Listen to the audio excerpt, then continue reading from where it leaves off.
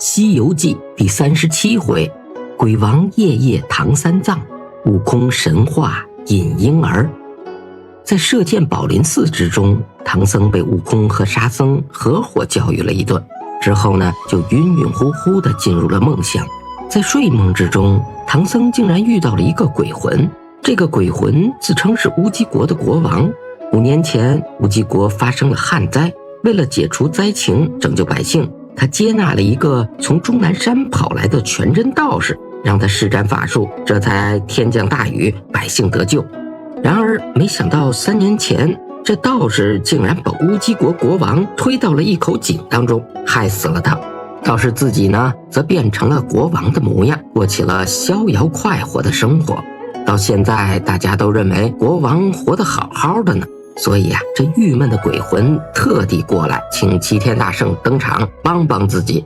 临走还留下了一个金香白玉龟作为凭证。遇到这样伤天害理的事情，孙悟空当然不会坐视不管，不过这管起来也讲究个方式方法呀。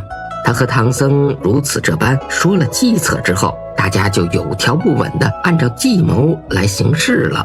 第2天早上，乌鸡国的太子带领兵马外出打猎，孙悟空呢就变成了一只小白兔，在太子面前蹦蹦跳跳。太子看到白兔，一箭就射了过去，正中到兔子身上。孙悟空呢带着箭，时而快时而慢地跑回了射箭宝林寺。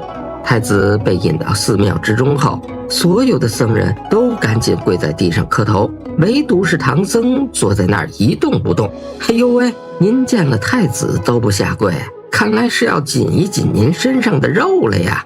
而在太子动手之前，唐僧先开了枪。我是从东土大唐而来的僧人，在我身上有3样宝贝。第1样就是我身上这锦兰袈裟，你看漂亮吧？而第2件则是我手中的一个小人儿，他叫利利霍，他能知道前前后后总共1500年的历史。其实哪有什么利利霍呀，这就是孙悟空变成的小人儿。太子明显对第2样宝贝更感兴趣，只见这小人巴拉巴拉的把太子的爸爸是怎么死的这件事儿从头到尾说了一遍。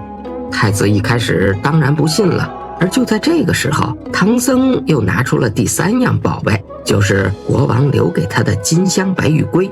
太子见到了父亲的白玉龟，这才半信半疑起来。孙悟空于是趁热打铁，让太子赶紧回到乌鸡国之中，找自己的老妈来问一问，这3年父亲和以前有什么不一样的地方吗？这3头对岸之后，肯定就知道现在的国王到底是不是真的国王了。其实乌鸡国的故事明显和之前的故事有所区别，之前都是妖怪阻止唐僧去取经，孙悟空不得不出手，而这一次呢，则是师徒4人主动来找麻烦，去解救他人。而之所以他们会拔刀相助，我想和唐僧的身世有很大的关系。唐僧的父亲叫陈光蕊，原本是唐朝的一个状元，在去江州任职的路上被贼人刘洪给杀死，而这个贼人居然穿上了陈光蕊的官服，假扮起了状元郎，假模假式的去江州当官了。